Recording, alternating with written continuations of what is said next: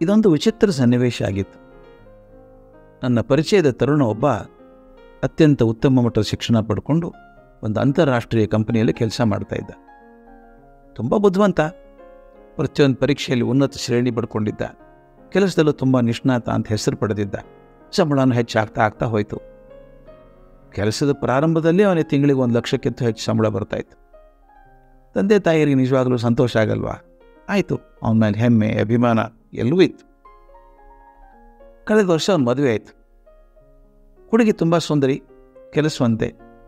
ಆಕೆನೂ ಹೆಚ್ಚಿನ ವಿದ್ಯಾಭ್ಯಾಸ ಪಡೆದಿದ್ರೂ ಕೆಲಸ ಮಾಡಲೇಬೇಕು ಅಂತ ಹಠ ಇರಲಿಲ್ಲ. ಒಟ್ಟಿನಲ್ಲಿ ತುಂಬ ಸುಂದರ ಸಂಸಾರ. ಆದರೆ ಇತ್ತೀಚೆಗೆ ಪ್ರಪಂಚದೊಳಗೆ ಈ ಆರ್ಥಿಕ ಹಿಂಜರಿಕೆ ಶುರು ಆಯ್ತಲ್ಲ, ರೆಸೆಷನ್ ಅಂತ ಕರಿತೇವೆ. ಬಹಳಷ್ಟು ಜನ ಹುಡುಗರಿಗೆ ತಮ್ಮ ಕೆಲಸ ಕಳ್ಕೊಳ್ಳುವಂಥ ಭಯ ಕಾಡೋಕ್ಕೆ ಶುರು ಆಯಿತು. ಕೆಲವು ಕೆಲಸ ಕಳ್ಕೊಂಡ್ರು ಕೂಡ. ಈ ಹಂತದೊಳಗೆ ನಮ್ಮ ತರುಣನಿಗೆ ಭಯ ಶುರುವಾಯಿತು. ಒಂದು ದಿನ ಅವನ ಕೆಲಸನೂ ಹೋಯ್ತು. ಮತ್ತೊಂದು ಕೆಲಸ ದೊರಕೋದಷ್ಟು ಸುಲಭ ಆಗಿರಲಿಲ್ಲಲ್ಲ, ಕಾಲಾವಕಾಶ ಬೇಕಲ್ಲ ಸ್ವಲ್ಪ ದಿವಸ. ಅಷ್ಟೊಂದು ಸಮೃದ್ಧಿಯಲ್ಲಿದ್ದಂಥ ತರುಣನಿಗೆ ತುಂಬ ಕಷ್ಟದ ಕೆಲಸ ಆಯಿತು. ಖಿನ್ನತೆಗೆ ಹೋಗ್ಬಿಟ್ಟ, ಡಿಪ್ರೆಷನ್ ಆಯಿತು ಅಂತ ವೈದ್ಯನ ಕಡೆ ಹೋದ. ಒಮ್ಮೆ ಆತ್ಮಹತ್ಯೆಗೂ ಪ್ರಯತ್ನ ಮಾಡಿದ್ದಂತೆ. ಇದು ನಮಗೆ ತಿಳಿದು ಬಂತು. ನನ್ನ ಸ್ನೇಹಿತರೊಬ್ಬರು ಅವ್ರ ಮನೆಗೆ ಹೋಗೋಣ ಬನ್ನಿ, ಸಮಾಧಾನ ಮಾಡಿ ಬರೋಣ ಅಂದರು. ಹಿರಿಯರು ಬಹಳ ತಿಳುವಳಿಕೆ ಇದ್ದು ನಮ್ಮನ್ನು ಕರ್ಕೊಂಡು ಹೋದರು. ಇನ್ನೊಂದು 5-6 ಜನ ನಮ್ಮನ್ನು ಸೇರಿಸ್ಕೊಂಡ್ರು. ಒಂದು ತೀರ್ಮಾನ ಮಾಡ್ಕೊಂಡಿದ್ವಿ. ಅವನೇನು ಆತ್ಮಹತ್ಯೆ ಮಾಡ್ಕೊಳ್ಬೇಕು ಅಂತ ಹೋಗಿದ್ದ, ಅದನ್ನು ನೆನೆಸಿ ಅವನ ಮನಸ್ಸನ್ನು ಕೆದಕೋದು ಬೇಡ ಅಂತ ತೀರ್ಮಾನ ಮಾಡ್ಕೊಂಡಿದ್ವಿ. ಆಯಿತು, ಅವನ ಮನೆ ತಲುಪಿದ್ವಿ. ಕಾಫಿ ಗಿಫಿ ಆದಮೇಲೆ ವಿರಾಮವಾಗಿ ಹರಟೆ ಹೊಡಿತಾ ಕೂತ್ಕೊಂಡಿದ್ವಿ. ಭಾನುವಾರ ನನ್ನ ಸ್ನೇಹಿತರು ಹಿರಿಯರಿದ್ದರಲ್ಲ, ಅವ್ರು ಎದ್ದು ನಿಂತ್ಕೊಂಡು, ಸ್ನೇಹಿತರೆ ಬೆಳಗಿನ ತಿಂಡಿ ಕಾಫಿ ಚೆನ್ನಾಗಿತ್ತು, ನನಗೆ ಭಾಳ ಸಂತೋಷ ಆಗ್ಬಿಟ್ಟಿದೆ, ಬಹುಮಾನ ಕೊಡಬೇಕು ಅಂತ ತೀರ್ಮಾನ ಮಾಡ್ಕೊಂಡಿದ್ದೆ ಅಂದರು. ತಮ್ಮ ಜೇಬಿ ಕೈ ಹಾಕಿ ₹100 ನೋಟು ತೆಗೆದರು. ಈ ನೋಟು ಯಾರಿಗೆ ಬೇಕು ಕೈ ಎತ್ತಿ ಅಂತ ಕೇಳಿದ್ರು. ಎಲ್ಲ ನಗನಗ್ತಾ ಕೈ ಎತ್ತಿದ್ರು. 1 ನಿಮಿಷ ತಾಳ್ರಿ ಅಂದರು. ಆ ನೋಟನ್ನು ಮಡಿಚಿ ಮುದ್ದೆ ಮಾಡಿ ಹೇಳಿ, ಯಾರಿಗೆ ಬೇಕೇ ನೋಟು ಅಂತ ಕೇಳಿದರು. ಮತ್ತೆ ಎಲ್ಲರ ಕೈಗಳು ಮೇಲೆ ಎದ್ದು. ಆ ಸ್ನೇಹಿತರು ಆಶ್ಚರ್ಯಪಟ್ಟರಂತ. ಅಲ್ರಿ, ಮುದ್ದೆ ಆಗಿ ಹೋಗಿದ್ದ ನೋಟು ಇದು ಬೇಕಾ ಅಂತ ಕೇಳಿದರು.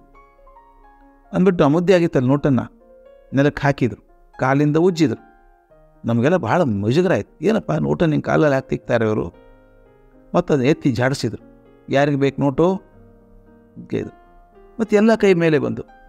ಅವ್ರು ಆಶ್ಚರ್ಯ ಅಲ್ವಾ, ನಾನು ಈ ನೋಟಿಗೆ ಏನೇ ಮಾಡಿದರೂ ಕೂಡ ಅದ್ರ ಬೆಲೆ ಕಮ್ಮಿ ಆಗಲಿಲ್ಲ, ಅದ್ರ ಬೆಲೆ ಈಗೂ ₹100 ಅಲ್ವಾ ಅಂದರು. ಹೌದು ಸ್ವಾಮಿ, ಆ ನೋಟ್ ಅಲ್ವಾ ಅದು, ಅದೇ ನಾನು ಕೈಯಲ್ಲಿ ಹಿಡ್ಕೊಂಡು ಮಡಚಿದ್ರೆ ಬೆಲೆ ಕಮ್ಮಿ ಆಗುತ್ತಾ, ನೋಟೇಪ್ಪ ಅಂದರು.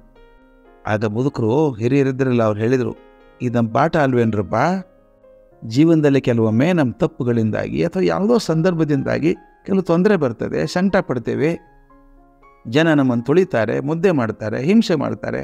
ಆದರೆ ಅದೆಲ್ಲ ಮೂಲ ಶಕ್ತಿಯನ್ನು ಕುಂದಿಸಬಾರ್ದಲ್ವಾ ಅಂದರು. ಹುಡುಗ ನೋಡ್ತಾ ಇದ್ದ. ಅವನು ನೋಡಿ ಹೇಳಿದರು, ಅಲ್ಲಪ್ಪ, ಯಾವುದೋ ಒಂದು ಜೀವನದಲ್ಲಿ ತೊಂದರೆ ಬಂತು ಅಂತ ಜೀವ ಶಕ್ತಿಯನ್ನು ಕಳ್ಕೊತಾರೇನಪ್ಪ. ನಿನ್ನ ಬೆಲೆ ಯಾವಾಗಲೂ ಅಷ್ಟೇ ಇದೆ, ಕೆಲಸ ಹೋದಾಗಲೂ ಅಷ್ಟೇ ಬೆಲೆ ಇತ್ತು, ಕೆಲಸ ಇದ್ದಾಗಲೂ ಅಷ್ಟೇ ಬೆಲೆ ಇತ್ತು. ಆದ್ದರಿಂದ ನನ್ನ ಮೂಲ ಶಕ್ತಿಯನ್ನು ಕುಂದಿಸ್ಕೋಬಾರ್ದು, ಅದು ನೆನೆಸಿಟ್ಕೊಂಡ್ರೆ ಏನಾದರೂ ಸಾಧನೆ ಆಗ್ತದೆ ಅಂದರು. ಆ ಹುಡುಗ ಹಿರಿಯರ ಕೈ ಹಿಡಿದು ಧನ್ಯವಾದಗಳು ಸರ್ ಅಂದ. ಸಂದೇಶ ಅವನ್ನು ಮುಟ್ಟಿತ್ತು. ಅವನ ಜೀವನದಲ್ಲಿ ಆಶಾವಾದ ಕಳ್ಕೊಳ್ಳಿಲ್ಲ. ಹೇಗೆ ಒಂದು ಕಾಗದದ ನೋಟಿಗೆ ಬೆಲೆ ಕುಂದಲ್ವೋ, ಒಂದು ಕಾಗದದ ನೋಟಿನ ಬೆಲೆ ಕುಂದಲಾದ ನನ್ನ ಜೀವದ ಬೆಲೆ ಹೇಗೆ ಕುಂದುತ್ತೆ ಸ್ವಾಮಿ? ಕಾಗದಕ್ಕಿಂತ ಕೆಟ್ಟ ನನ್ನ ಜೀವನ. ಆತ ಮುಂದೆ ತುಂಬ ಗೆಲುವಾದ ಯಶಸ್ಸನ್ನು ಪಡೆದ.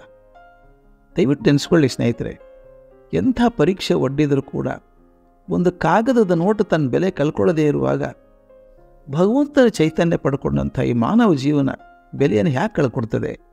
ಈ ಜೀವನದ ಬೆಲೆಯನ್ನು ಅರ್ಥ ಮಾಡ್ಕೋಬೇಕು. ಖಿನ್ನತೆ ನಮ್ಮನ್ನು ಎಂದೂ ಕಾಡಬಾರ್ದು. ಬರ್ತದೆ, ತೊಂದರೆ ಬರ್ತದೆ. ಆಕಾಶದಲ್ಲಿ ಮೋಡ ಬರಲ್ವಾ? ಶಾಶ್ವತವಾಗಿರುತ್ತಾ ಮೋಡ? ಮರು ಕ್ಷಣ ಗಾಳಿ ಬೀಸಿದ ಮೋಡ ಹೋಗುತ್ತೆ, ಮತ್ತೆ ಸೂರ್ಯನ ಬೆಳಕು ಬರುತ್ತೆ. ಖಿನ್ನತೆ ನಮ್ಮನ್ನು ಎಂದೂ ಕಾಡಬಾರ್ದು. ಯಾಕಂದರೆ ನಾವೆಲ್ಲ ಅಮೃತ ಪುತ್ರರು, ಅಮೃತ ತೊಗೊಂಡು ಬಂದವರು, ಭಗವಂತನ ಔಷಧ ಕಿಡಿ ನಾವು. ಆ ಇಡೀ ಭಗವಂತನ ಒಂದು ಕಿಡಿ ನಾವು. ಹೇಗೆ ಅಶಕ್ತರಾಗ್ತೀವಿ?